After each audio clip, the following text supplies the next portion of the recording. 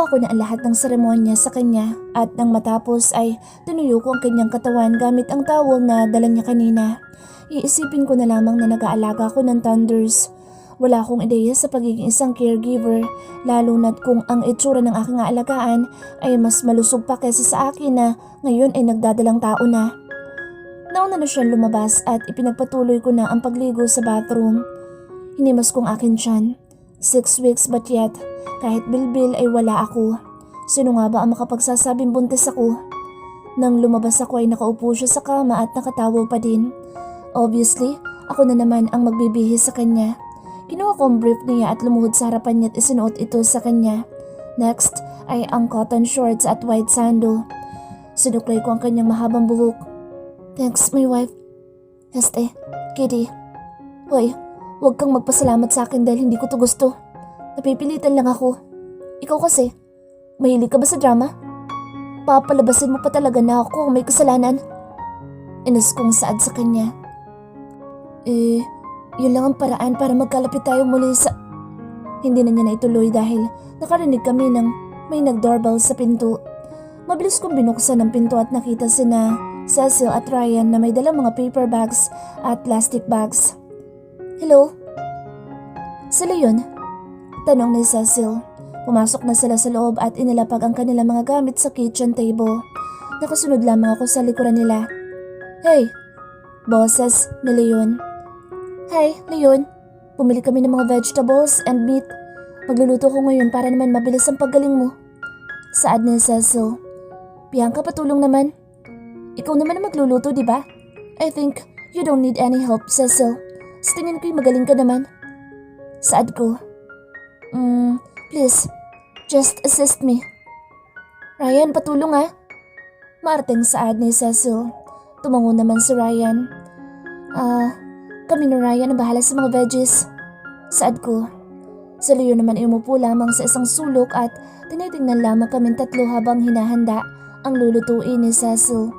Busy ito sa paghiwa ng meat at kami ni Ryan ay magkatabi na hinihiwa ang mga gulay. Ang galing mo, Ryan ah. Expert ka pala sa pag-slice ng mga gulay. Bulong ko kay Ryan. Yeah? Hilig ko magluto. Bulong sa akin na Ryan. Ako kasi hindi masyado. But I want to learn more dahil may resto ako. I could teach you next time. Punta tayo sa kondo ko. Magluluto tayo. Saad ni Ryan. He is really expert in slicing veggies. Parang nag-aral talaga ito ng culinary. Ay, exciting yun. Gusto ko matuto pa. Nakangiti kong sambit. Yeah? And inuwi ko pala. Ang cute na pusi. Sambit niya. Talaga? Love mo na talaga si Pusi, no? Napatili ako nang marinig ang malakas na tunog ng isang bagay na bumagsak. Nakita ko ang bote ng wine na nahulog sa sahig at sa may paanan ni Leon. Nakasabunot ang mga kamay nito sa buhok. Tumayo ako at lumapit sa kanya. Inalis ko ang kanyang mga kamay mula sa kanyang buhok. Okay ka lang? Tanong ko sa kanya. Okay pa ako, Bianca. For now. Dahil kung hindi ako okay, baka nakatanim na sa noo ng lalaking yan ang bala. Mahina niyang saad sa akin. Nagsaselos ka? Magtatanong ka pa? Nandyan ang future wife mo. Magsaselos ka pa sa ex mo? Bulong ko din sa kanya at yumuko na ako at pinulot ang basag na bote sa paanan niya. Ouch! Tili ko. Nasugatan tuloy ako sa boteng nabasag. Tumayo na ako at mabilis na itinapon ng mga bubog sa basurahan at pumunta sa may kripo ng tubig upang hugasan ang aking daliri. Pero mas maraming dugo ang lumalabas at nakaramdam na ako ng hapdi nang tumama ang sugat sa tubig. Are you okay? Nag-aalalang tanong ni Ryan. Si Cecil naman ay nihahanda na ang lahat ng sangkap sa lulutuin nito at nanatiling seryoso sa pagluluto nito.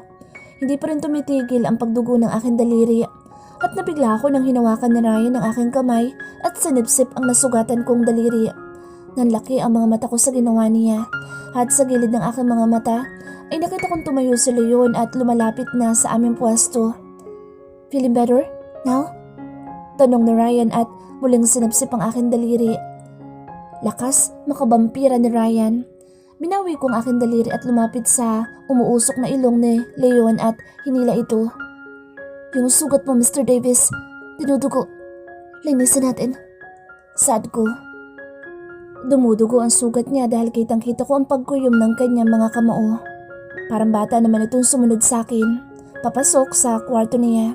Sinanyasan ko siya upang umupo sa kama at naghanap ako ng medicine kit sa loob ng bathroom. Itinaas ko ang kanyang sando at dahan-dahan na nilinis ang kanyang sugat na kanina ay dumudugo. Hinawakan niya aking kamay at tinatigan ko siya na seryosong nakatingin sa akin. Do you really need to go to his condo? Ganun ba talaga kayo kalapit sa isa't isa para sipsipin niya ang daliri mo na parang wala lang? Bianca, ayoko makita ang lalaking iyon na nakahawak kahit dulo lamang ng daliri mo. Saad nito sa akin. Ano bang inihuhugot mo dyan, Leon ha? Uulitin ko ba sa'yo na para sa akin wala na tayo? At ito, ginagawa ko ito dahil lamang sa pumirma ko ng kalukuhan mo. Paano kung sabihin ko sa'yo na may hindi ka binasa doon? What? Naguguluhan kong tanong. Kitty Cat, akala ko ba wise ka? Tingnan lang natin kung hanggang saan ang tapang mo. Ngayon, ay pangiti-ngiti na ito sa akin. Baliw ka talaga, Davis, no? Nabagok na ba yung ulo mo?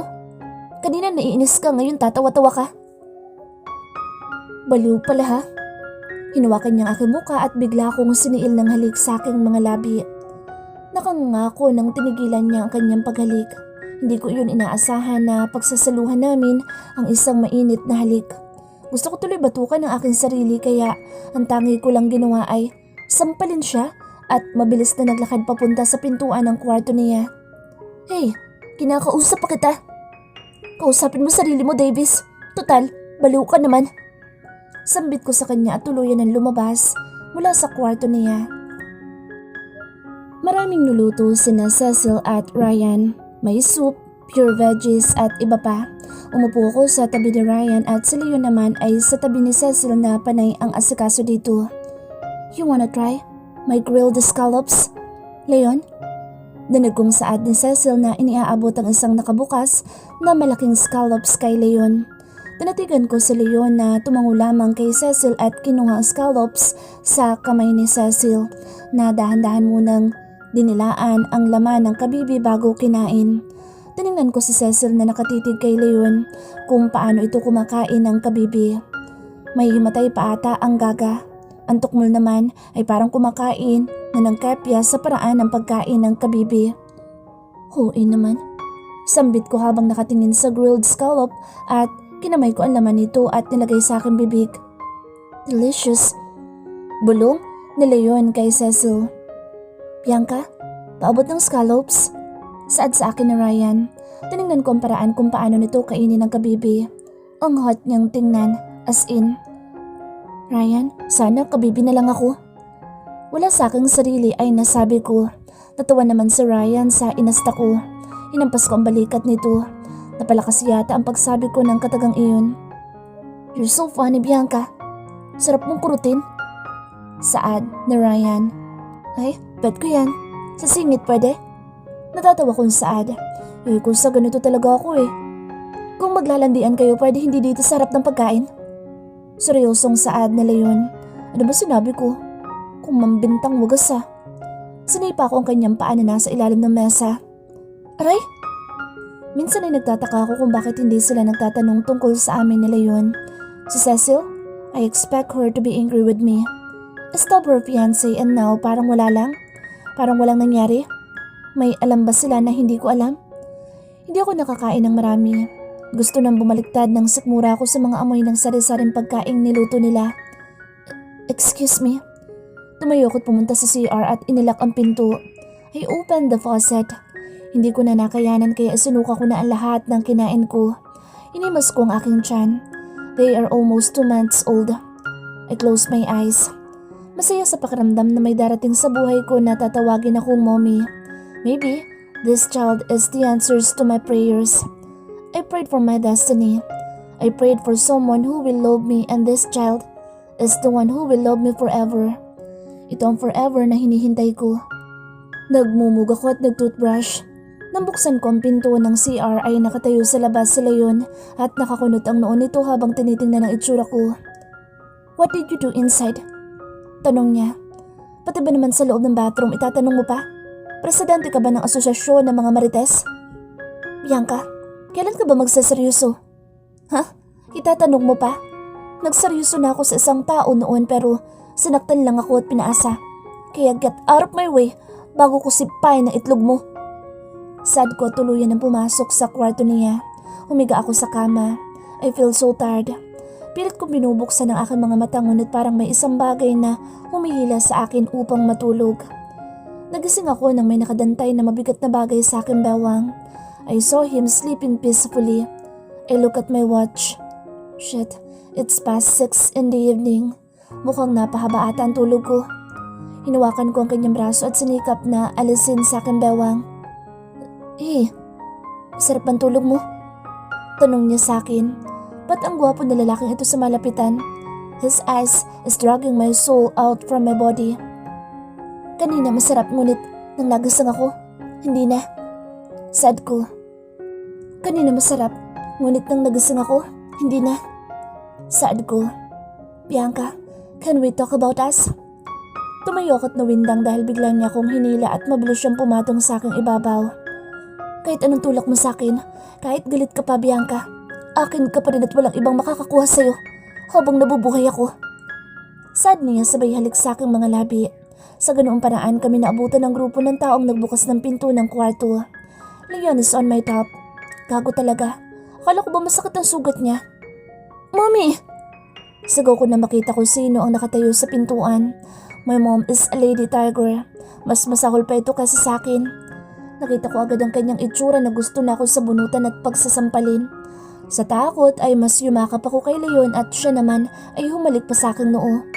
Don't be afraid, kitty. Leon! Boses ng mama ni Leon na sa Lady Beatrice. Hello everyone! Boses ni Sheila. Ang aking narinig at nakita ko itong pumasok sa loob. Bianca, ikaw na bata ka? Akala ko, nagtatrabaho ka. Nakikipaglandian ka lang pala. Mabuti na lang at pinuntahan ako ni attorney. Hindi ko talaga alam pinagagawa mong bata ka. Ipapahiya mo ba kami? Kaya babae mong tao? Ikaw nang pumupunta sa bahay ng lalaki? Parang kulog. Sa akin tenga ang dating ng boses ni mommy. Lumapit ito sa akin at hinilang aking buhok. Pinigilan naman ito ni Leon. Mom! Sambit nito. Nagtaka ako dahil sa mami ko nakatingin ang walang hiya. Anong mom? Bianca, what is this? Mas umusok ang ilong ni mommy. Belinda, is that you? Boses ng mama ni Leon. Ang mommy ko ang tinutukoy nito. Lumingon si mommy at sa tingin ko'y magkakilala ang aming mga magulang. Beatrice, ikaw ba yan? Hala, BFF, kailan ka pa bumalik galing Britain? Biglang nagbago ang ihip ng hangin dahil nakita naming nagbago ang mood ng mga magulang namin. Nagyakapan at nagbeso-beso pa ang dalawa. Parang nakalimutan na nga ng dalawa na nandoon kami. Naku amiga, marami ako ikukwento sa'yo. Saad ng mama ni Leon. Hey, I want that amiga. We have a lot of time to talk about the time we're not together. Saad ni mommy. Tumikim si Sheila. Mga amiga, Lady Beatrice and Doña Belinda, mukhang hindi na ako mahihirapan ito. Sheila, what do you mean? Tanong ko. Leon, sabihin mo na. Ma, kasal na po kami ni Bianca. Mag-asawa na kami just a week ago. Sambit na Leon. Nakita ko si Sheila na iniabot ang isang puting papel sa dalawa. Kapwa nakakunot ang noo ng dalawang donya. Patay. Ikaw na ermitanyong impacto. Anong ginawa mo? Bulong ko kay Leon. Kitty Cat, mahalang talaga kita kaya pinapirma kita ng marriage certificate. Yung isang kopya sa dulo na pinirmahan mo. Bulong din ito sa akin. Leon, ba't hindi mo sinabi agad sa akin? Sana ang grandang kasal ang ibinigay mo kay Bianca. Nakakahiya naman sa akin kumare. Pasensya ka na amiga, babawi kami. Saad ni Lady Beatrice. It's okay amiga, pwede naman sila magpakasal ulit sa simbahan. Mabuti na rin iyon at may magbabantay at pipigil na sa aking anak na gumala. Masaya talaga ang aura ni mommy. Leon, sige, sa labas na muna kami at dalian nyo na kasi gusto na namin magkaapo. Saad ni Lady Beatrice at hinila ito sa mommy palabas. Sumunod din si Sheila sa dalawa. Hanggang ngayon ay nakanganga pa rin ako sa aking narinig. Sinampal ko sa Leon. Kitty Cat naman, hindi ka kasi marunong makinig muna sa akin eh. Ipinaglaban naman kita. Lately sinabi ko na kay mama ang lahat. Noong sinaksak ko ang sarili ko, I told my friends to talk to her and convince her. Well, lahat ata ng mga kaibigan kong babae na assassins ay pumunta para kausapin si mama. In a nice way, of course. Hindi ko alam kung matutuwa ba ako o mas maiinis ako sa baliw na ito. Pangako, Bianca, gagawin ko ang lahat para bumalik ang tiwala mo sa akin. Just give me a chance. Mamamatay ako't mababaliw ako kapag patuloy kang magagalit sa akin. Hindi ka na mababaliw. Baliw ka na, Davis. Tandaan mo to. Nauto mo ako dahil kasal na pala tayo pero galit pa din ako sa'yo. Bianca naman. Gagawin ko nga ang lahat eh. Ang lahat? Lahat-lahat? Sige, pag-iisipan ko. Hinawakan niyang aking magkabilang palad at masuyong hinalikan. Thank you, my kitty cat. Pahalik? Masaya niyang saad. Sinampal ko ulit siya. Mag-asawa tayo pero hindi tayo okay, Davis. Sambit ko sa kanya. Wife, I love you. I mean it. Gagawin ko ang lahat, makuha lang ulit ang loob mo. Saad nito. Huwag kang mag-flag ceremony. Seryoso kong saad. Grabe naman. Dinamay mo pa ang flagpole ko. Kainis ka, Bianca. Gagawin kitang Reyna. Reyna ng banyera? Reyna ng mga platong hugasin? Mataray kong saad. Hindi ka talaga matanong kausap, Bianca. Reyna, di ba? Hoy, Davis. Total, inuto mo na ako. Well, simula ngayon, ikaw ang gumawa ng trabaho dito, ha? Ayoko nang katulong, gusto ko ikaw lang. Naintindihan mo? Sige, sinabi mo eh. Good. Now, let's go outside. Timing din naman ang drama mo, no? Kanina, na nasa ibabaw ko nang dumating si Sheila at mga magulang natin. Namula at ngumiti lamang ito sa akin. Oy, huwag kang magpa-cute. Hindi ka gwapo.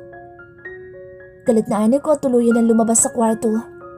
Nangya nga naman, kasal na pala ako sa Davis na iyon. Pero ako pa rin ang masusunod. Hindi ko ahayaan na kontrolin niya ako. Maganda kaya ako. Umuwi na sina mommy at kami na lamang ang natira sa pad ni Leon. Nakakaloka dahil mas excited pa ang dalawa. Sabay-sabay kami nag-dinner kanina at mukhang bibig na lamang ng dalawa ang tungkol sa kasal at mga apo. Juice. Tumingin ako sa kanyang nakangiting mukha habang iniabot sa akin ang baso ng juice na tinimpla niya. Mukhang malakas ka na. Sabi ko sa kanya sabay abot sa baso ng juice mula sa kanyang kamay. Umupo ito sa akin tabi at iniangat pa ang braso at umakbay sa akin. Wow, magaling ka na? Agad-agad? Saad ko sa kanya. Hinayaan ko na lamang muna ang kanyang braso sa aking balikat. Bianca, babe, wife, mahal mo pa ba ako? Tanong nito. Kulit mo. Sabi ko galit ako sa'yo. Ano pa bang ikinagagalit mo sa akin, Bianca, ha?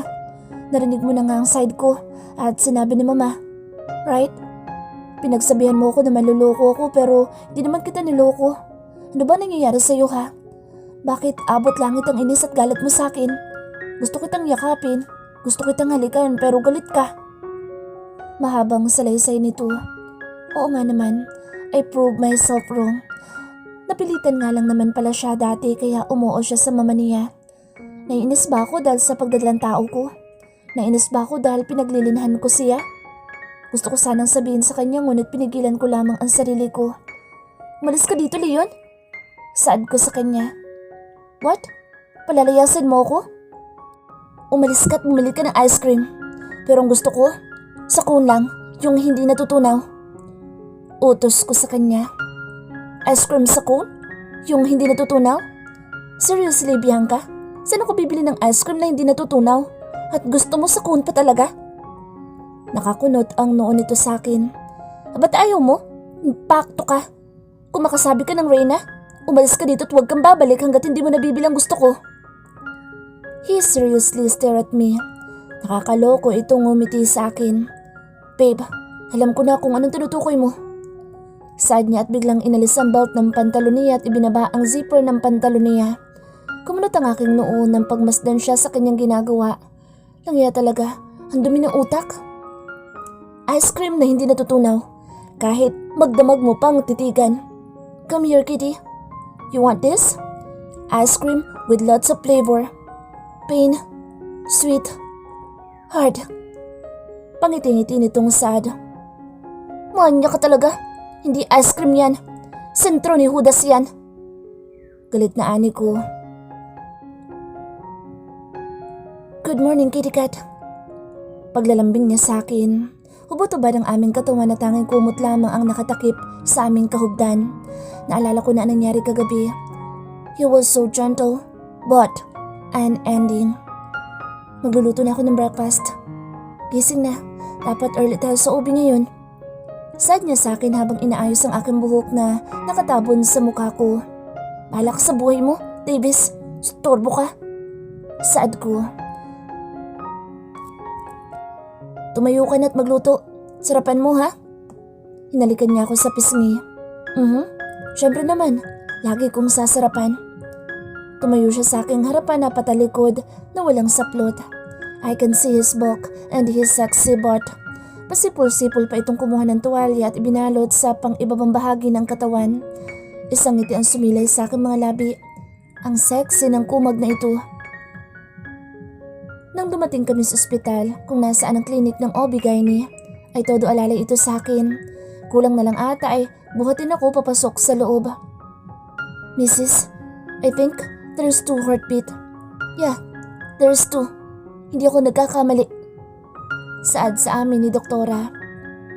Lumakas ang tibok ng puso ko. 2? Ibig sabihin kambal ang magiging anak namin? Napakasaya ko ngayong araw na to. Hindi lamang isa ang baby ko, 2 sila. Nang bumaling ako kay Leon ay nakita ko ang pagtulo ng luha sa mga mata nito habang hinahalikan ng aking mga kamay. Bianca, may kambal na tayo. Sana next, triplets or quadruplets naman. Naluluhang saad nito. Malakas ko siyang sinampal na ikinagulat naman niya. Impakto ka? Di pa nga ako nanganganak sa kambal natin, may plano ka na naman. Ito naman, nananampal ka na naman. Natawa lamang sa amin ang doktora. Tanghali na pala kaya noong lumabas kami sa ospital ay dinala niya muna ako sa isang resto na malapit lamang sa ospital. Bianca, mamaya pala may pupuntahan ako. Pamamaalam nito sa akin. Okay lang. Saad ko. Dadmampeg ko sa kanya. Don't you really care about me, Bianca? May pupuntahan ka lang naman, di ba? Ano, ipagdadasal pa ba kita o ipagpapamisa? Shit, kahit kailan talaga, Bianca, puro kakalukuhan. Kasalanan mo. Bakit ako pa yung inuto mo na maging asawa mo? Marami namang iba dyan na mas maganda, mas sexy, yung sasambahin ka. Sambit ko sabay nguya ng pagkain ko na nasa bibig. Ganun? So wala kang pakialam sa akin? As in wala talaga? Wala. Kasi ermetanyong impakto ka. Sa totoo lang talaga ay wala akong matinong sagot na maisip na sabihin sa kanya. Kahit mamamatay ako, wala kang pakialam? Bakit sa patayan na agad? Di ba may pupuntahan ka lang? Advance mo naman mag-isip, Leon, ha? Let's just eat. Ikaw lang naman na nagdadrama dyan eh. Sagot ko sa kanya. Walang imik itong kumain at hanggang matapos na kami hindi pa rin niya ako kinikibo. Nang dumating kami sa pad niya ay nagbihis ito ng all black attire at humalik sa aking noo, labi at sa aking tiyan. Tinignan ko ang relo. It's just 2 in the afternoon. May kung anong pwersa ang tumutulak sa akin na sundan siya, kaya nagpalit ako ng leggings at white loose shirt at white sneakers at mabilis na bumaba sa parking at tinignan ko nandoon pa siya. Naabutan ko siyang inaayos ang kanyang Ducati. At nang pinaandar niya na ito ay dala-dala kong pumara ng isang sport type na motor. Hindi ko kilala ang lalaking nagmamaneho dahil naka full face helmet ito. Kagaya ni Leon ay naka all black din ito. Miss, are you out of your mind? Hinarang ko kasi ang aking katawan sa kanyang harapan kaya hindi siya nakatakbo. Nakita ko naman ang gwapo niyang mukha nang itaas niya ang shield ng helmet niya. Mabilis ako sumakay sa likuran niya at niyakap siya. Ang bango niya, promise. Sir, please naman, sundan mo. Yung black Ducati na iyon. Asawa ko yun. Iniwan niya ako para pumunta sa kabit niya. Please naman, ililibre kita ng chicken 69 at master black tea. Ayun o, dalian mo na. Narinig ko ang kanyang pagbuntong hininga sa akin sinabi but still, he abide me. Mas napahigpit ang yakap ko sa kanya nang pinatuling niya ang kanyang motor. Dahan-dahan naman. Bulong ko sa kanya. Gusto mong mahabol natin siya, di ba? Paano natin mahahabol ang asawa mo kung usad pagong tayo? Sige na nga. Sambit ko. nakita kong papasok ang motor ni Leon sa isang liblib na bahagi. So gubat ba ito pupunta? Para ano? Bibisitahin niya ba ang mga malignong pamilya niya? Itigil mo na. Bababa na ako. Salamat ha. Punta ka lang sa Higanta Mall at hanapin mo ang food Pornhub resto, ha? Just order what you want. Libre lang. Sambit ko sa kanya. Umiling lamang ang lalaki. Ano palang pangalan mo, miss? Bianca. Ikaw, Mr. Ryder Sweet Lover. Andre. Okay, Andre. Bye-bye. Pupuntahin ko ng asawa ko, ha? Sambit ko tuluyan ang pumasok sa direksyon na pinagtunguhan ni Davis. Sa di kalayuan ay minakita akong abandonadong malaking building at nakita ko nakadapa si Leon sa isang madamong lugar at may malaking baril ito at parang inaasinta ang mga tao. Nagtago ako sa isang malaking puno nang makarinig ako ng boses ng mga tao sa harap ng abandonadong building. Dalawang babae nag-uusap, naka-military pants at nakasando ang dalawa at hindi maitago ang malalaking dibdib ng mga ito. Malalaki ang aking mga hakbang at tuluyan ako lumapit sa posisyon ni Leon. Hoy, maligno! Sura ulo ka talaga. Pati ba naman dito sa kagubatan ay hindi mo palalampasin ang mga babae mo? May pasilip-silip ka pa. Ano, sawa ka na sa akin? Iba na naman ang pinupunteriya mo? Galit na ani ko sa kanya pero panay ang senyas niya sa akin at tumahimik ako. Shh, please not now, Bianca. Anong not now, ha? Ba't bastos ka, ha? Sagutin mo ako, Leon. May ibang pinupunteriya ka na naman ba, ha? Ganyan ba kayo mga Davis? Manluloko ka talaga. Hinapas ko ito at bigla rin akong tumigil nang may nakarinig ako na mga putok ng baril na patungo ata sa direksyon namin. Holy crap, look what you've done! Niyakap niya ako at pumatong siya sa aking katawan. Nakita kong bumunod siya ng 245 na baril mula sa likuran at nakipagputukan na rin sa kalaban. Leon, sa likod mo! Sigaw ko at mabilis din naman niyang naitumba ang tao sa likuran niya. Bianca, ba't ka nandito? Sadya tinila ako patungo sa malaking puno na pinagtataguan ko kanina. Sorry na.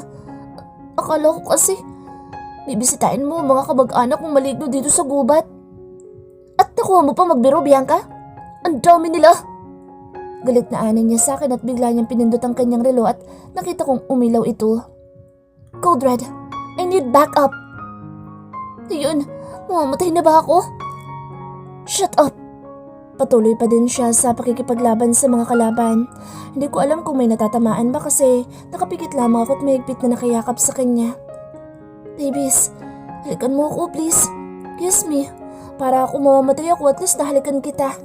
Please? Saad ko. Hindi niya ako pinapansin kaya ako na lang humawak sa magkabila niyang pisngi at hinalikan siya sa labi. Naglakbay ang aking kamay sa kanyang abs, pababa sa kanyang tiyan habang ang aking labi naman ay bumababa at hinahalikan siya sa punong tenga. Leon, isang round lang. Mamamatay na naman na tayo, di ba? Bulong ko sa kanya. Hindi siya sumagot pero butil-butil ang mga pawis niya. Bahala na, kung mamamatay ako, at least happy ako dahil kasama ko siya. Fair naman. Tinanggal ko ang sentro niya at ibinaba ang kanyang pantalon. Naka-boxer siya pero alam kong ready na ang kanyang sandata. Bahala ka dyan, Leon. Basta ako. Ibababa ko na sana ang kanyang boxer shorts pero bigla siyang nagpagulong-gulong at tanging pantalon na lamang ang hawak-hawak ko. Sumayin niya siya sa akin na manatili lamang ako sa puno dahil papalit siya ng pwesto. Hoy, pantalon mo! Sigaw ko. Naka-boxer shorts na lamang siya at naka-boots. Hindi ko alam kung paano ko natanggal ang pantalon sa kanya. Dahil siguro sa malakas na paghila ko. Bianca, baliw ka talagang babae ka. Sigaw niya. Sa di kalayuan naman ay nakita ko ang lalaking pogi kanina na si Andre. Nakikipagbarilan na din. This time, tinignan ko na ang gawin ng mga kalaban. Marami na palang naitumba sa Leon kanina. Si Pogi din ay magaling. Asentado din. Hoy Pogi, ang galing mo ha? May libre kang fries with ketchup. Sigaw ko sa kanya. Puro kakalukuhan. Shut up, Bianca! Sigaw naman sa akin ni Leon. Carla, are you in? Dinig kong tanong ni Leon mula sa kanyang wristwatch. Yeah? Position. Sagot ni Carla. Naka-loudspeaker mode ang phone watch ni Davis.